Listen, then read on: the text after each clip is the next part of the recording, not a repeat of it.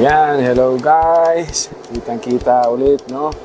So, diretso na tayo kaagad. Tulad nung nasa description natin, nakalagay doon is backup ng ating solar, no? So, dito lang to sa akin, no? Hindi sa atin. So, ano kasi, bumili ako ng backup ng backup. Okay, ibig sabihin, ito kasi backup to before. Pero ngayon, ginawa na ito na yung pinagkukuha na ng supply sa buong bahay. No, kasi malit lang naman. So, dinadrive niya yung sa fan ng koi, okay, sa lahat ng ilaw, refrigerator, at yung ating aircon. No?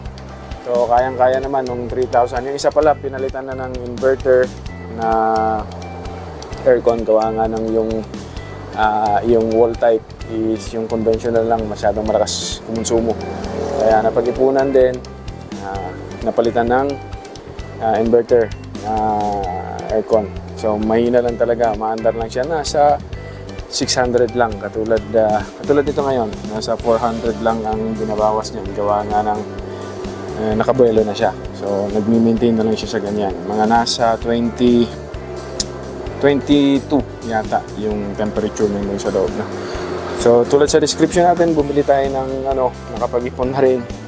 At kasi nangyari sa atin nung nadala na ako nung nangyari sa Odette is halos, hindi Odette, yung binahatong lugar namin, no? Isang linggo, walang araw talaga. So since yung bahay ay dito lang kumukuha ng power, although may linya rin sa grid, so lang yung grid nun is wala rin kuryente ng isang linggo. So wala talagang kuryente, no? Hirap. Although meron akong backup na tawag nito, yung 32650 na power bank, pero hindi rin kinaya. So yung ginawa ko nun, yung motor lang, no? Pang ilaw-ilaw lang, at nakaraos din naman. So nakapag-ipon na rin ulit ngayon, ay bumili na rin ako ng backup nito. So kung sakasakaling mangyari yung ganon, at saka minsan din pupunta rin kasi ako ng palaisdaan, dinadala ko na rin siya. So yung nabili natin na generator is yung ito po, Honda. Okay, hindi pa siya inverter. Okay, itong generator na to, hindi to katulad nung conventional na malaki, no? Marami ring nagbebenta nito. Makikita nyo sa online, makikita nyo sa YouTube yung mga ganitong klaseng inverter na generator, no? So yung unit natin is simple lang, okay? Wala siyang maraming abubot like yung display diyan na makikita mo kung ilang voltahe, makikita mo yung kung may fuel pa ba. So ito Honda, wala talaga. So as in lang siya, ganyan lang kasimple, no? Binili ko siya gawa nga ng may reputasyon na talaga yung Honda. Honda yan, hindi naman basta-basta pagdating sa generator. Kahit sa motor, nagkaroon ako ng maraming brand ng motor, pero hanga talaga ako sa tibay ng Honda. Kaya isa rin to yan yung rason bakit yan ang binili ko. Although maraming ngayon, maraming generator, sana meron tayo rito sa tabi, no? Para may kumpara natin yung Philking or yung Greenfield. Andyan kasi sila, mas pagdating sa mas maganda, maganda yung marami silang kasi tulad na sinabi ko, maraming mga accessories na nakikita mo sa labas ng kanilang generator. Maraming freebies din ata yung mga ganong brand. So Greenfield, sana meron kayo rito para mapakita rin natin at may pagkumpara yung generator, no? Siguro sa ibubukod na lang natin yung video ng nito, kumbaga yung talagang review nito. So paki-comment na lang kung may magko-comment yan na gustong tumingin ng review. Gagawa tayo ng video, madali lang naman at may time pa. Okay, so yung generator natin ngayon is kakatapos lang i-break in, although bago pa siya, nasa linggo na rin, 2 linggo na rin siguro na na ipa-under to. First na under nito is yung 2 oras ata na walang load, umandar lang siya. Tapos after nun, drain ko yung oil. Tapos palit ng bago. Ito na nga yung pagkabit na, ito na yung oil na yung kinabit ko ngayon. So ito siguro matagal-tagal na bago palit ulit ng oil, no? So sa next video na lang yun. So ito yung generator na to. Ito yung kung sakasakaling naubos na yung ano natin, no? Naubos na yung battery nito, naubos yung power nito. Sakasakaling may disaster na nangyayari at wala talagang mapagkuhanan ng kasi walang araw, ganyan. So ito na yung magdadala. So ito nasubukan ko ng i-drive to rito. So ibig sabihin, since hybrid yung ating inverter, yung normal kasi na setup nito is itong ano na to, yung breaker na to is galing to sa linya, sa grid, kay Meralco, ganun. Kung sakasakaling walang araw, magkakarga lang siya, diretso siya dito. Tapos ito yung nakakondem, kakargahan niya yung battery gamit yung sa grid. So since wala, hindi ko na ginamit kasi meron ng generator, inano ko na siya, nakakondem na to sa ngayon at kinabit na yung temporary. Okay, sa pang matagalan na siguro to.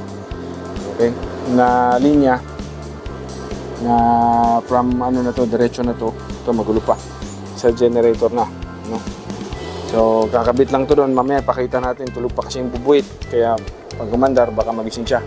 Although mahina to guys, isa rin pala sa nabili kong, kaya ko rin pa binili to kasi na hindi nyo na may tatanong, nagtatrabaho rin ako sa labas at ito nga yung mga generator na nakikita ko doon.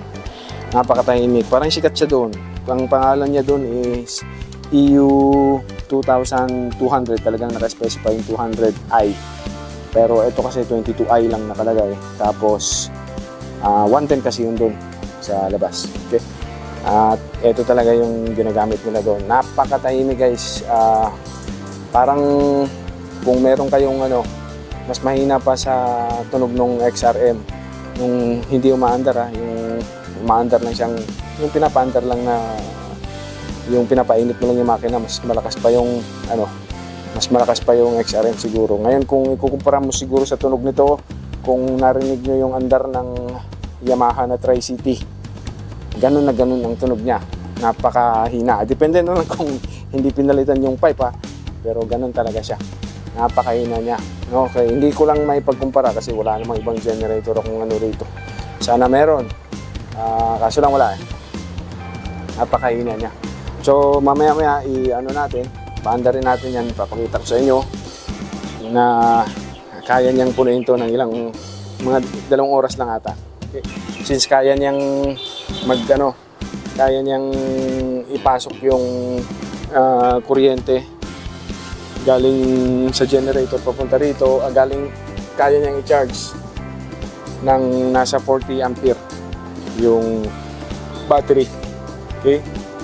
So, ito naman kasi pag hybrid, siyempre na-adjust mo lang, nasa 27 ata, 28 na option. Yan, 28 yan, 35. Yan, 35 pwede mo naman siyang palitan. Gawin natin 40. Like yan, 40. Tapos gaganyan mo lang. Tapos papasok na yung kuryente from generator papunta rito. Ibabato niya na kaagad dito. Okay? So ito yung supply na galing sa sa ngayon kasi solar yung nagdadala nito. Puno na kasi, hindi na siya nagcha-charge. Although gumagana yung aircon, pero puno na yung battery, nasa 27.9 na . At ayan, yung power na kinukonsumo niya, yung nilalabas niya sa battery ngayon, 17. Dito abang lang naman to. So ganyan na nga guys, no?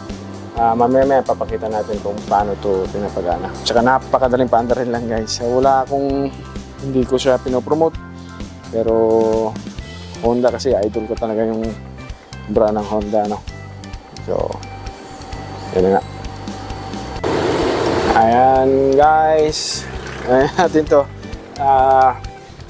check na natin, no? Paandarin na natin yung ating generator. Tapos, subukan natin kargahan yung ating battery. Okay? Since, hapon na rin. Okay, patay na yung nag-charge na siya. Nag-charge kanina kasi wala to. Gawa nga ng na-full na siya. Tapos, nag-aircon kasi. Patay lang ng aircon. Nagkarga siya ulit. No? So, dito, na natin, ha? So, patayin muna natin yung solar panel. So, yan.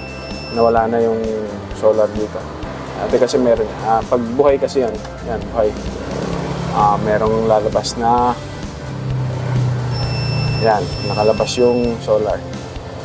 Nag-charge sa battery. Charging. Kung patayin natin to, tutunog. Siyempre, mawawala na siya. Yan. Tapos, punta muna tayo dun sa charging. Like, yung nasa 27 ba? 28. Sinabi ko kanina, yan, 28. Okay, lagay mo muna natin dito sa 20. 20 ampere from generator to battery. Okay. So, 20 siya. Set. Okay. Tapos, yan. Ito na. Ito guys, nakakatuwa. Gawa nga ng napakadaling paandarin, no? So, check din natin kasi since inverter to, solarista tayo, may mga gamit tayo dyan. Check natin kung talaga bang pure sine wave yung lumalabas na kuryente rito. Napaka-importante po. Hindi ko lang alam sa ibang brand kung habang niloload, may load ba. Okay, may load yung generator. Mayroon kasi ibang generator na 220, okay, 220, 230. Tapos pag may load na siya, bumababa yung voltage niya. So, delikado yun kung meron kayong mga medical equipment na kinakabit, no? So, eto, hiya naman si Honda kung magkaganon. So, maganda. Yung inverter na gamit nito, maganda. Okay, paandarin natin, ha? So, i-off lang natin yung echo. Hindi na tayo mag-choke. Gawa nga lang, hindi naman malamig. O, isang kamay lang. Subukan natin kung andar, ha? Apply. On muna natin to dito. Ayan. Tapos ang hatak. Ayan. Isang hatak lang, guys. Off natin. Ayan. Okay. Tapos, check natin yung kung pure sine wave pa talaga yung lumalabas dyan. Yan yung mga hindi ko nakikita sa review ng mga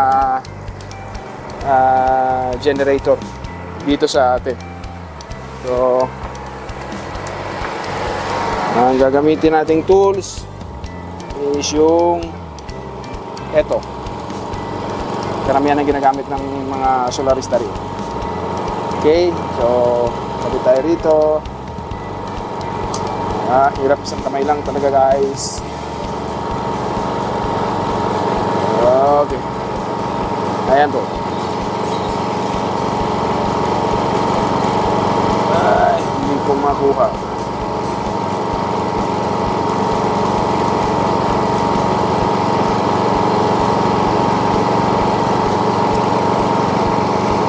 Ayan na, guys. Okay, napakalinis po. Napakalinis po nung pagka pure sine wave niya po. Okay, tapos check natin yung lumalabas din sa ating gulo. Lumalabas sa ating outlet. Ito, extension lang ito. Ito naman yung sa ito naman yung sa inverter natin. So medyo mayroon pang spike to kaysa dun sa reading nung reading ng meron makikita mo sa gilid kaysa reading ng generator. O napaka solid, no? Tapos check natin yung voltahe niya.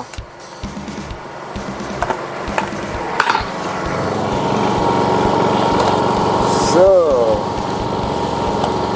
okay, saglit lang to, guys.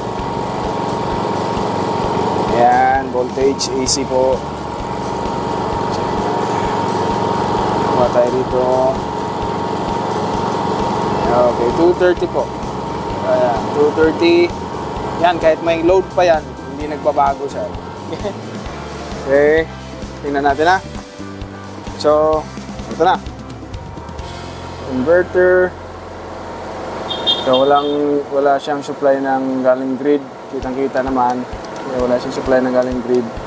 Tapos nag-activate yung inverter niya kasi nagbi-blink siya. Sasaksak natin to.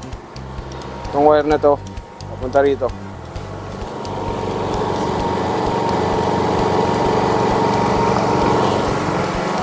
Ayan guys, nasaksak na. At nabuhay na nga yung ano. Yan, nagbabypass na siya. Automatic na siya doon. Nag-charge na siya. So, charging na siya from grid. So, yung generator na yan. Nakalagay dito, bypass. Sana makita nyo. Nakalagay siya, bypass. Dito talaga makikita kung nakikita eh. O, bypass na from... Nag-charge din siya ng battery. Tapos, sinalo niya na rin yung load. Okay. Ayan. Tapos, yan lang yung under niya. Napakaina guys. Ang nakalagay nakasetting doon kanina 20. Tapos tingnan naman natin dito kung 20 nga ba. Ayan guys, 5. Ano to? Okay. Kasi may load pa siya. Meron pang, ayan, 9. Ano ba yung na ano natin kanina? Ayan, titingnan natin dito. Punta tayo sa 20. Ayan, tumataas na guys. Nagiging 18 na. Okay? 18 na ampere. 19. Kaya check natin dito. Dapat to 27. No? Hindi ko lang alam guys. Sorry kung nakapokus ba sa ano. Ayan, 20 na kasi ito. Lagyan natin ng 30. 30 yan. 30. 35. Yan na.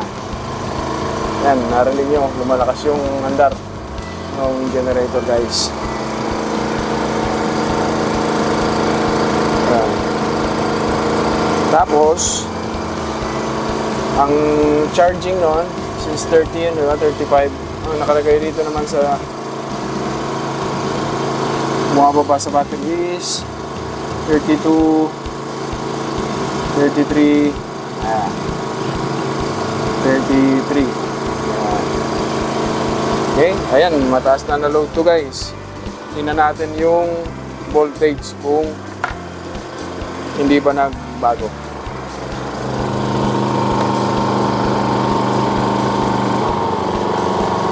Wala, puno na talaga siya. Kaya 230. Hindi na siya nagkakarga talaga kasi puno na yung battery.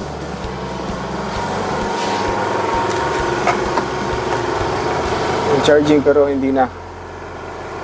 Ano na siya, 28, sobra-sobra na guys.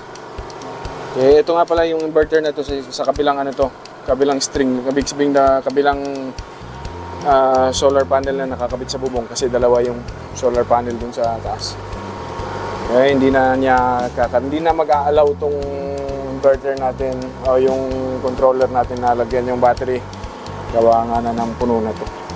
Or magsa-shutdown na tong BMS niya. So dito 28.8. Masyado nang mataas yan guys. Puno na. Ang display natin ngayon is from generator. Diretso na siya sa load. Ang battery pinapabayaan niya. Hindi na siya nagkakarga kaya nagmi-minor na yung andar ng battery. So yung load lang niya is 158. Okay guys. Honda generator. So, sana meron tayong ang iba rito para makita natin kung ano yung performance. Pero talagang ito, kung medyo pricey, at talagang maganda naman talaga guys. So, sana tatagal to.